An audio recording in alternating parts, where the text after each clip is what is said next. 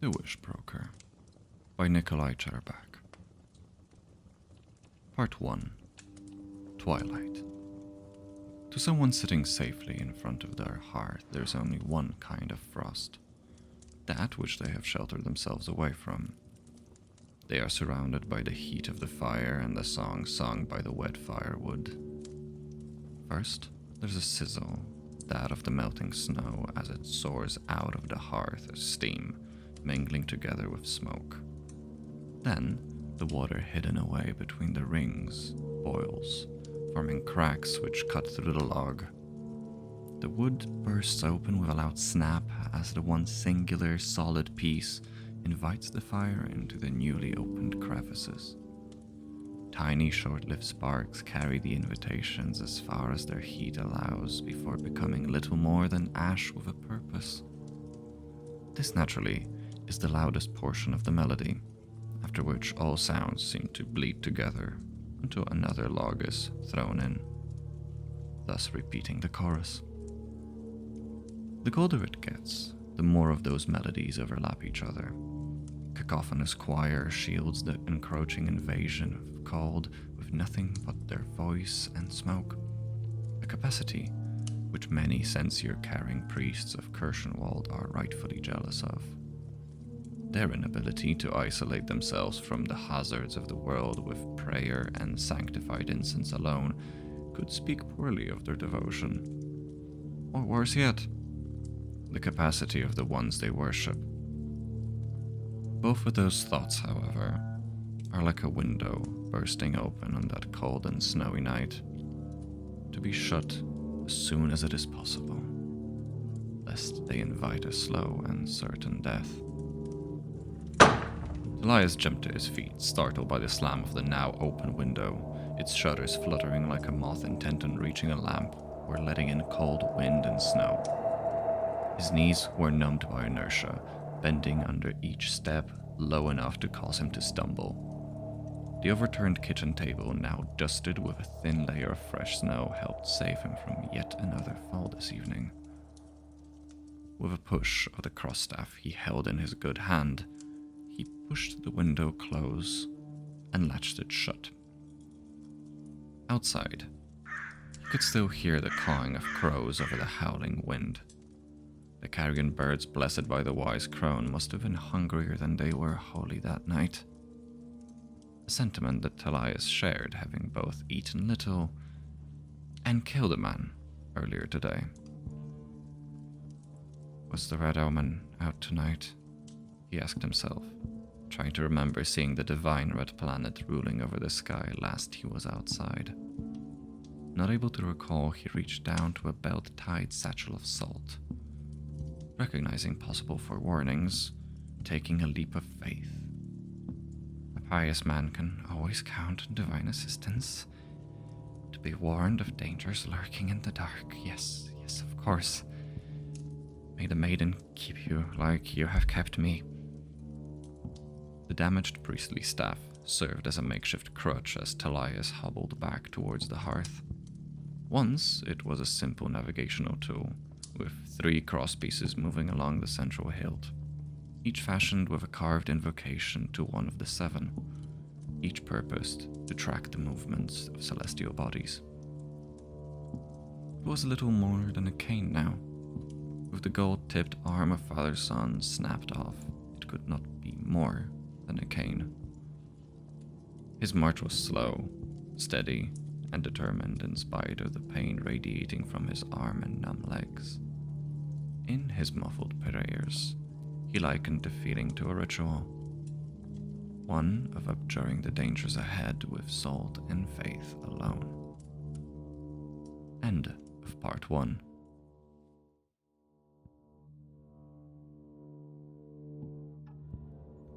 Part 2. Dusk. To someone trudging outside on a night like this, there is another kind of frost. One that covers all that remains of your world in a thick white blanket and drives needles into your shaking bones. This kind is likewise characterized by its song. It is simpler in structure with little variation. The constant whistle of the wind that picks up and drowns everything around it with an incessant howling. It carries the snow and the cold, both vengeful ghosts with no respect for the physical world that simply pass through the layers of furs and cloth on your back and into the skin and flesh. At the best of times, it blows from behind, pushing you further to wherever you might be heading. Forced to comply and keep moving, rushed by the cold hand on your back. At this best of times, beyond the surface thoughts are so focused on preserving yourself, a hope clings on. A hope that beyond your sight, which reaches little further than your outstretched arm, you are not being led astray by the slave driver at your back. This song of the primordial giants who hide in the mountaintops changes only when the singers take a breath. And when they do, the world goes quiet. Very few silences compare to that of a winter night. One such silence is the heavy, oppressive silence of an aftermath of a violent argument, where the mistakes made and the words both spoken and unspoken hang heavy. But that was heard before, not now. If you were to stand still and hold your breath while every strand of muscle wished to shiver for warmth, you could likely hear what only the stars and the sky do. The silence of complete isolation, provided Providence is on your side. When that silence was to be broken again by a return of breath into your lungs, you would again hear the echoing rhythm, the beat of the drum, your feet against the crunching snow. The knowledge that this sound carries further than normal is only offset by the comfort that any other sound, such as that of stalking wolves, would too. End of part 2.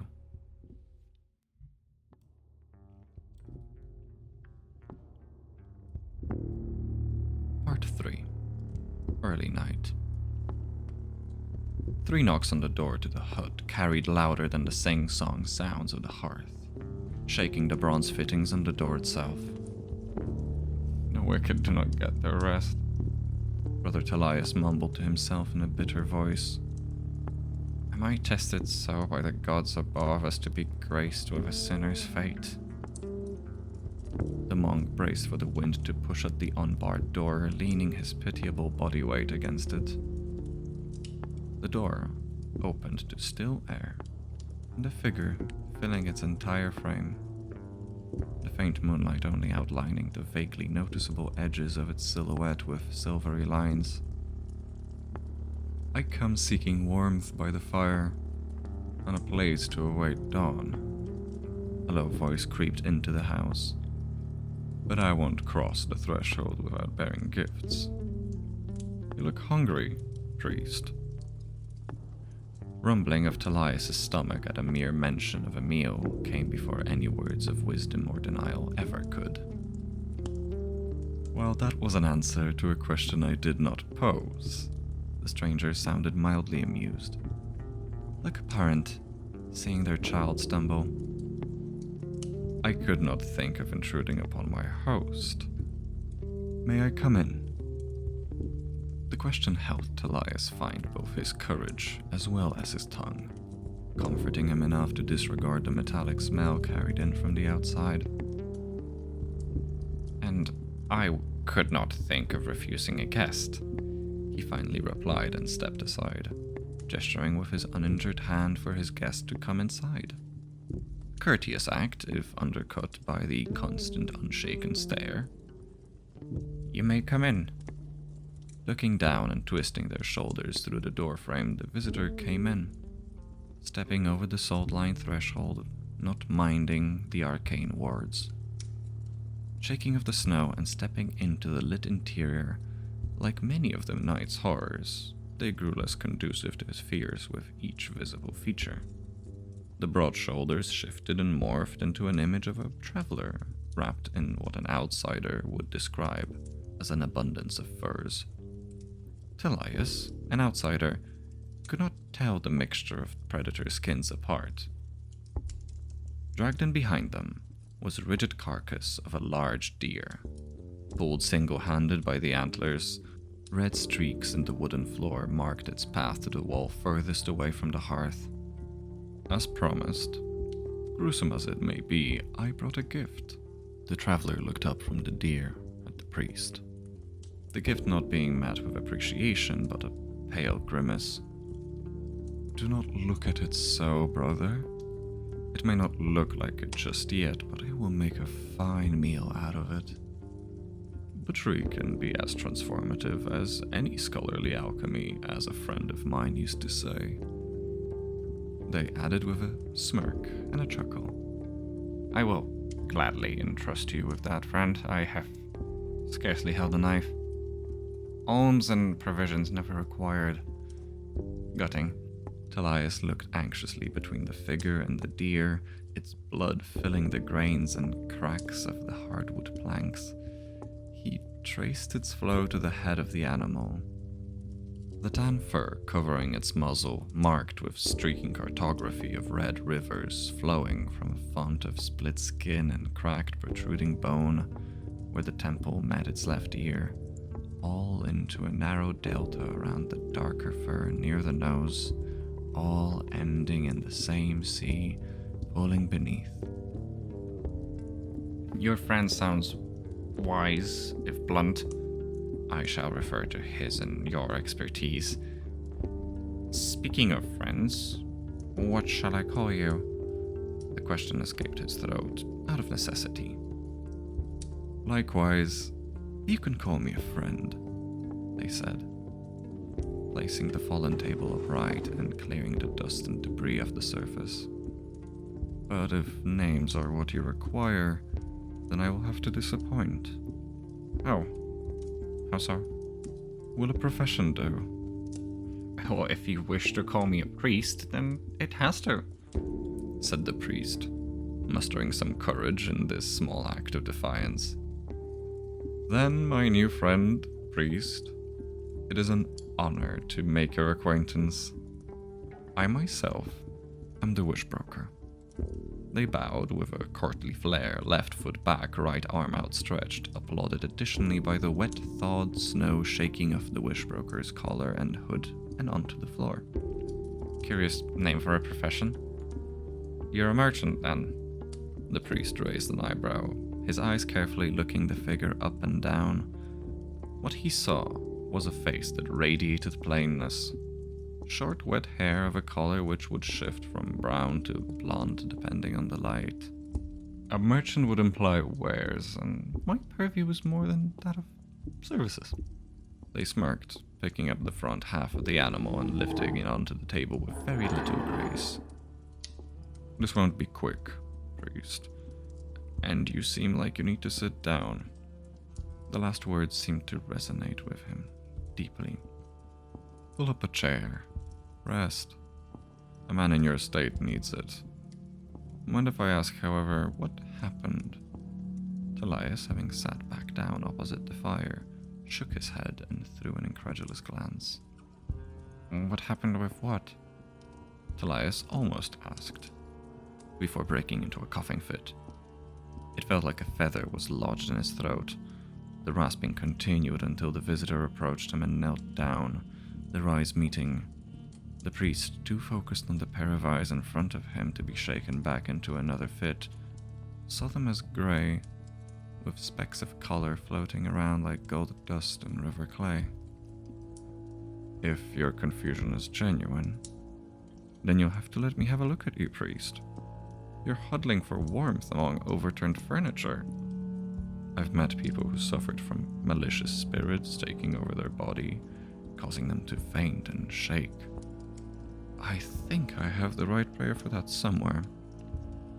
They retrieved a small sealed clay bottle and handed it to the priest. Before he could take it, however, the Wishbroker's hand clasped on top of his. And I trust a holy man to not lie to me. I was always told that wise crone despises liars, that her crows carry them up into the trees and peck out their sinful tongues. Their voice carried no malice, only the sternness of a parent scolding the child. "Drink up." With the grasp on the hand and bottle alike lightened, Elias drank the contents in a single swig. The liquid was thick, sweet, and soothing, with a thick melody of herbs dancing on his tongue and eventually coating his scratched throat. This should help the cough, and the tongue along with it. They smirked, eyes tracing the bottle intently, their golden flakes reflecting of the smouldering oranges of the hearth. "I'll admit, a sickness has struck me during my travels. By the time I reached this cottage on my way to the Thousand Lights, my body turned against me. The condition of the cottage is a result of that state. I only pray that Father Sun sees fit to alleviate my suffering come the morning light, when I can continue on. I am still not entirely sure of your profession, its intricacies and purpose." "Then I will assume you want for an explanation. Let's say I agree to give it. The Father's vigil has ended recently, and this is shaping up to be a long night. So, in exchange for my clarification, I myself want for a story." The Wishbroker turned back to the animal spread across the table.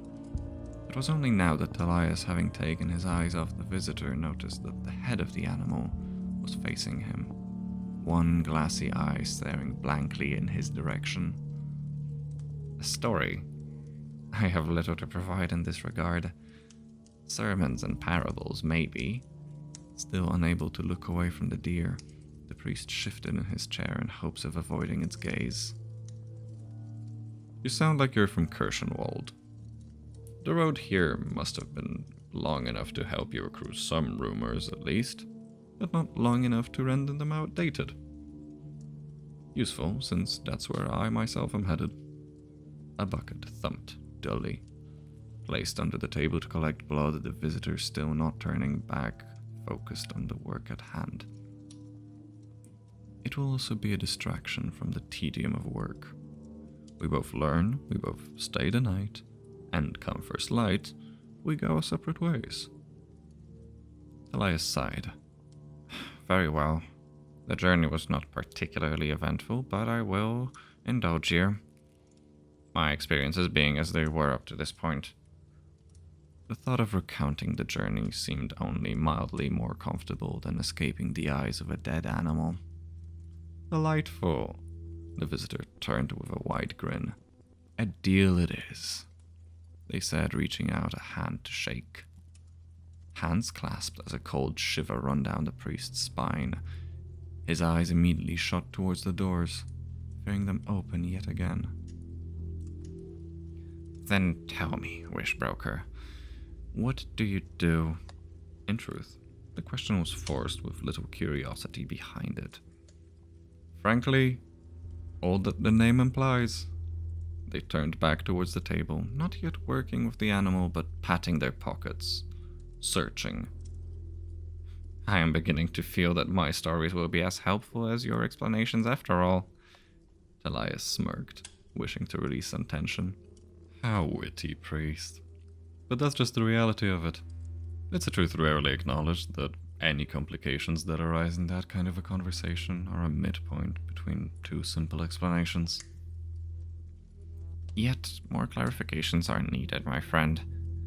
You stack sentences like firewood, and at this pace, the first rays of sun will begin to peek through the cracks before your point is made." Wishbroker finished Elias' sentence by jamming a knife into the table, bringing his attention back towards the animal. "Then I'll try to make it more engaging." Wishbroker turned around towards the startled priest. "Do you see a difference between a wish and a curse?" "Quite easily. The outcome of a wish is beneficial. Curses are malicious. This makes you a purveyor of good, after all." Elias tried smirking at the wordplay, his confidence, however, lacking. "Yes, but what benefits a spider does not benefit a fly." Uncoiling a length of rope, the Wishbroker began tying it to the horns. "Indeed?" "Then a beneficial wish to one may be a curse to another. So a simple definition loses here. What do you propose then? Frustration the priest began to feel was only seen in the whitening knuckles of his good hand. Otherwise, by what rhetorical path do you wish me to arrive at your destination?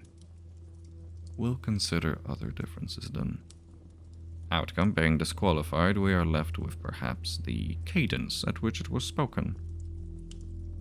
The untied end of the rope was thrown over a rafter in a somersault arc, a prelude to a noose. Elias took a moment to consider. Sure, wishes are spoken out wistfully.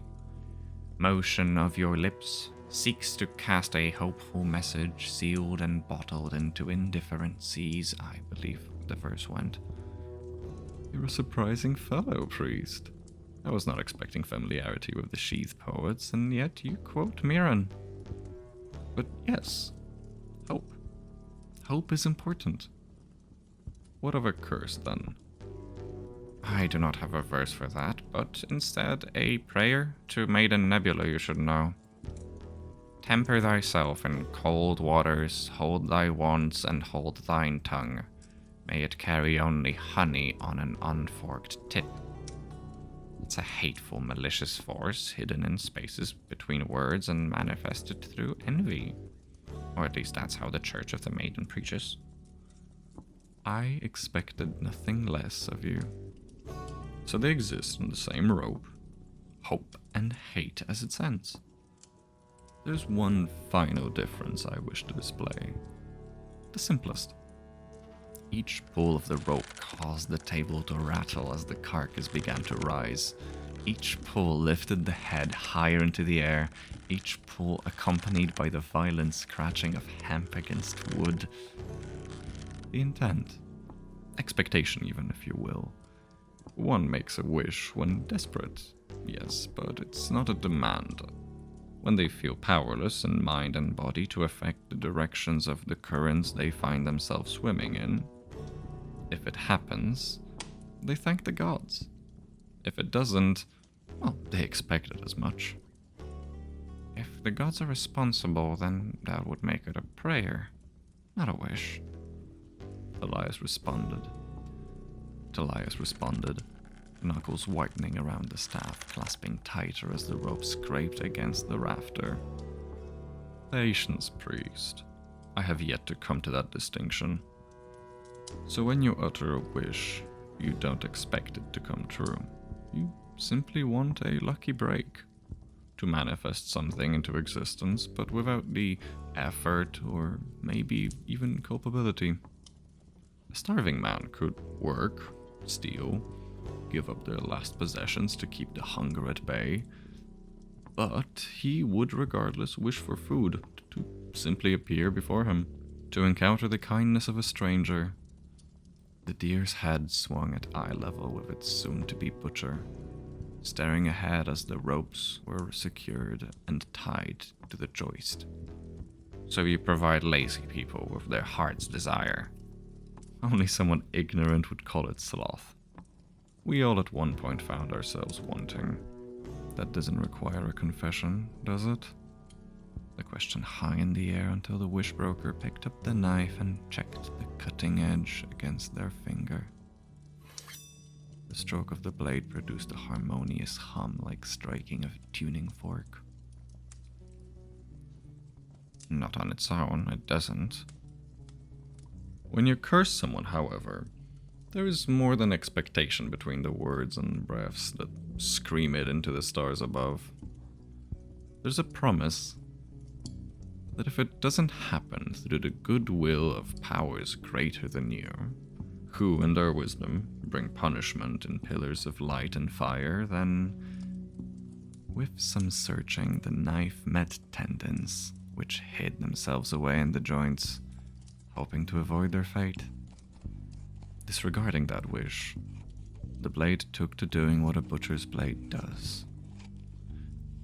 Then, for that solitary moment, where desperation turns into action, into a pure, white-hot drive that moves each fiber of your being, You swear to yourself. Swear what? Whether it was by the discordant cutting sound, the image of it, or the conversation, Talias's eyes were stuck to the scene in front. That to see it done, you will become a god unto yourself. With the final word, the scraping of the blade against bone stopped sharply. Both hind legs stumped at the ankles. Sounds quite blasphemous when you put it like that. Talias's eyes darken, his head lowers. I wish to thank you for your service in keeping out the desperation that would drive one to turn away from the light. An audible hardness of a deeply held duty tinging his words. Of course. I live to serve, and serve to live. The visitor turned away from the finished first step of his work and gave a theatrical bow. It had enough intensity to shake off the blood from their hands, large viscous droplets landing on the floorboards like a short applause. So that is what you do. That is what I'm happy to divulge. Not a word of explanation more. Rather, not an inkling of will to explain further. Wishbroker nodded, which concludes my side of the deal. The body needs skinning, the insides need gutting, and the meat needs cutting. And I would rather focus on the knife work. So it's my turn to speak. As agreed, you're honor bound, friend. Very well. The fire in the hearth was decaying into embers. The pile of twigs and wood chips where the fire would be stacked stared back at Talias. I would hate to break my word, but I am worried there is another matter which requires our attention. You wish not to freeze. That is understood. And you will not freeze tonight. But there will be little mysticism or esoterica behind it. Once the game's ready, I will go outside and fetch wood for the fire. I could... Talias tried his best to protest before being cut off sharply. You could, but you won't. Wishbroker turned around and spoke. Not in your current state, at least. I can understand wishing to deal with the matter yourself, but there is little for either of us to gain by having you collapse in the snow and cracking your skull open. But, very well. Talias felt an instinct to curl up hearing this, like a scorned child or someone shielding themselves from a wild dog. Struck with weakness as I am, it seems I have no other choice but to listen. I'm so glad you're beginning to understand. But there's more you can do. You have no choice but to listen, as well as an obligation to speak.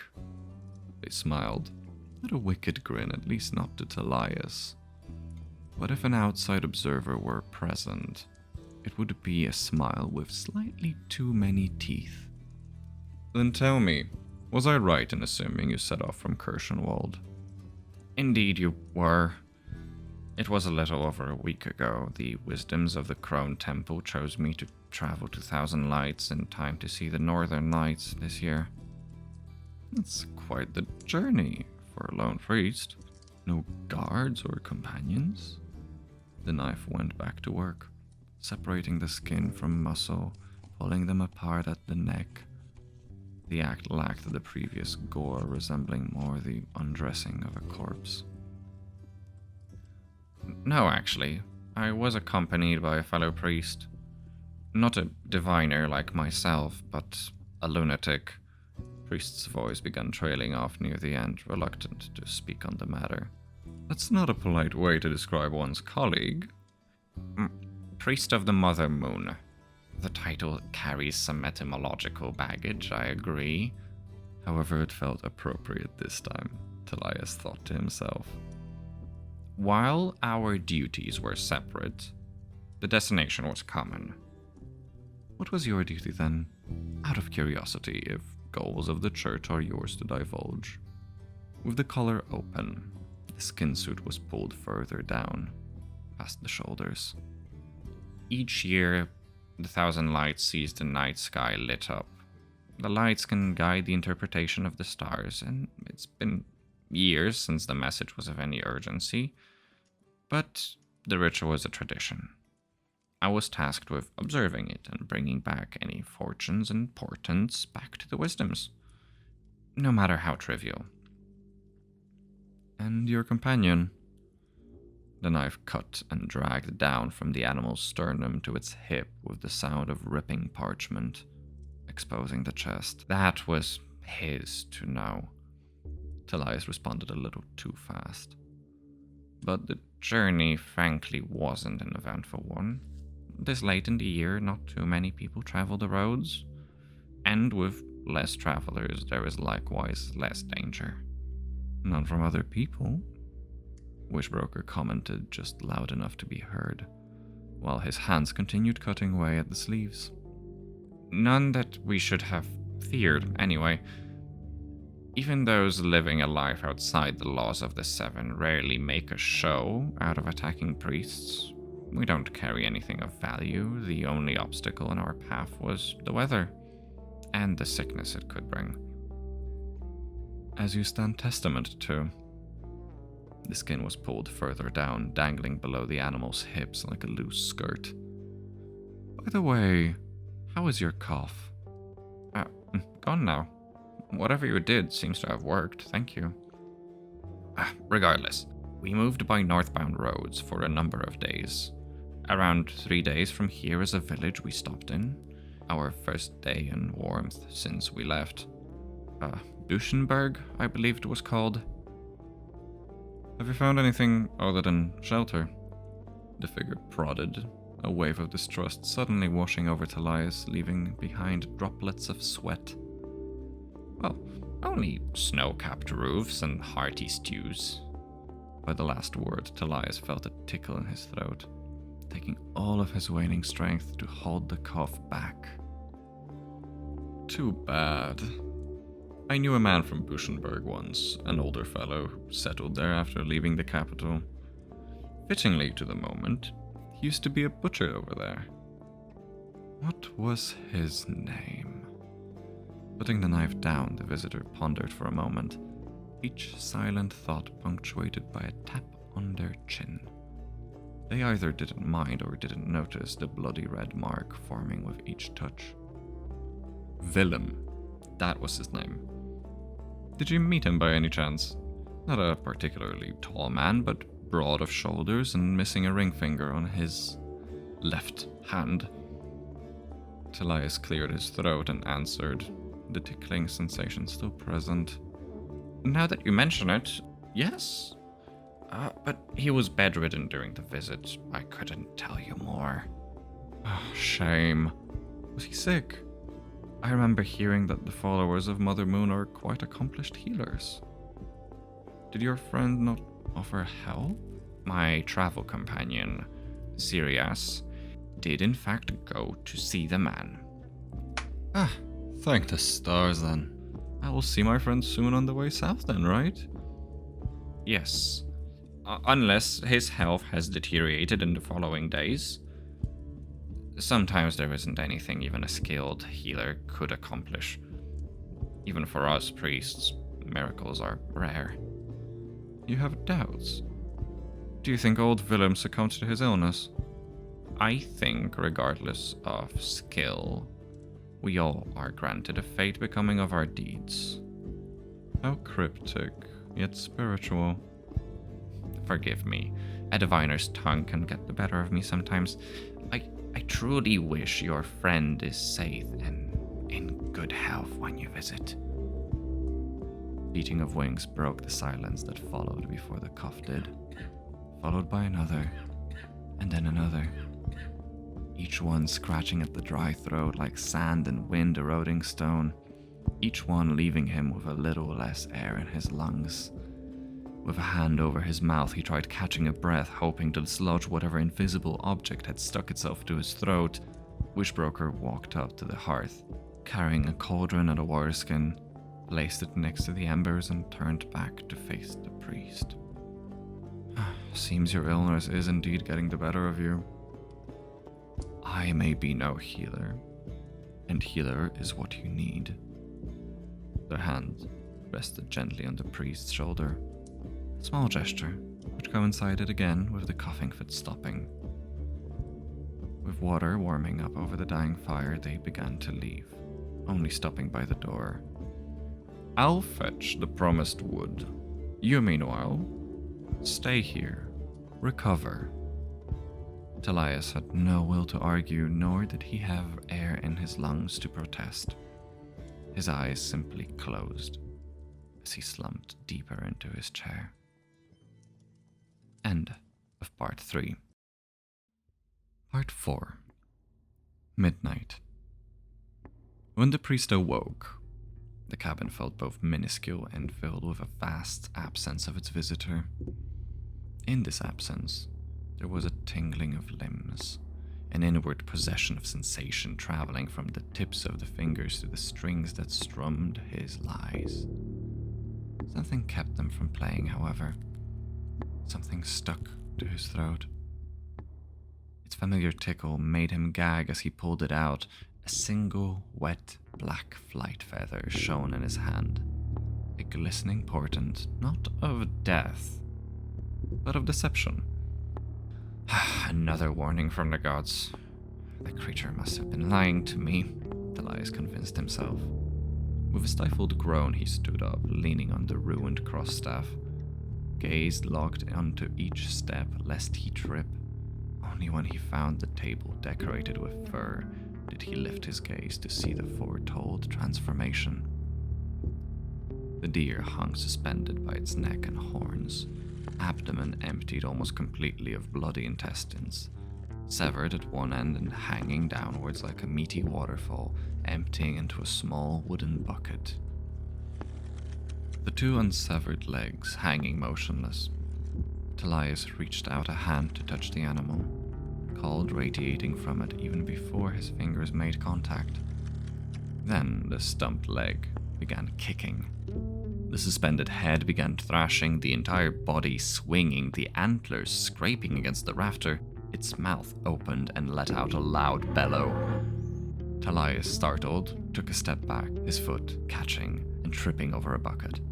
Now emptied onto the floor, it spilled viscera over the prone priest's legs and back. Crawling back towards the wall, pushing tiny waves of the spilled fluids aside, he finally looked up only to find the flurry of convulsions gone. The hanging carcass, however, seemed different. In the way the limbs sagged, in the way the head pointed downwards, pointing its gaze towards the floor. Not like game, but a hanged man. The deer's jaw unhinged, opening itself wide. "It's not too late, Talias," it seemed to say, quietly, softly, as much as that was possible with a crushed windpipe and a punctured throat. "You still have time." "What dark magic is this?" he screamed, avoiding the beast's words. Bringing himself to his feet, he shifted the grip on the staff, changing the purpose again, from a cane to a club. "I don't need time. I don't need your forgiveness." His previous curiosity disappeared into a deluge of rage, swinging at the corpse, striking high. "Curse your lies!" The staff connected with the side of the deer's head, in absence of the longest crosspiece, that of the father. The strike broke the mother. "Curse your incessant lecturing!" The maiden snapped with another hit. "Your false virtues!" The omen clattered to the floor. "Your impure ways! Your naive mercy!" So did the smith, followed by the crone, leaving the priest with little more than a stick and a lack of breath. The side of the animal's skull was caved in, further than it was before. Eye socket and temple became little more than suggestions, instead taken over by a mess of jutting pinkish bone and sagging fur. Despite the violent display, there was little blood left to spill. All that mattered to Talias was the silence. That the animal looked like an animal, all things as they should be. Rushing to his feet, Talias hobbled towards the butchering table, praying to find the knife, finding nothing. that could prove more capable in combat than a broken arm. It was the dawning of the dangerous thought that his prayers had run dry. Seeking alternatives, he turned to something he hoped would remain discarded in a corner. In the unfamiliar pockets of the leather satchel that wasn't his own, his fingers traveled between corked brown glass bottles, each jingling against its neighbor until he found it. Nightshade, extracted and trapped in glass. First concentrated, then diluted with water, and hidden among brewing tea leaves. The action, however deplorable and duplicitous, seemed justified to Talias. After all, repetition has a calming quality on one's conscience. If it were time for prayers, the priest would pray. Instead, he remained sat, eyes trained on the doors, cursing the creature under his breath. End of Part 4. To be continued. Exploring Fantastica is a bi-weekly audio narrative project by a hack and a fraud who just so happens to own a microphone and a keyboard. The Wishbroker, Part 1, 2, 3, and 4 were written and produced by Arm Chairback, with music by Shrama. Thank you for listening.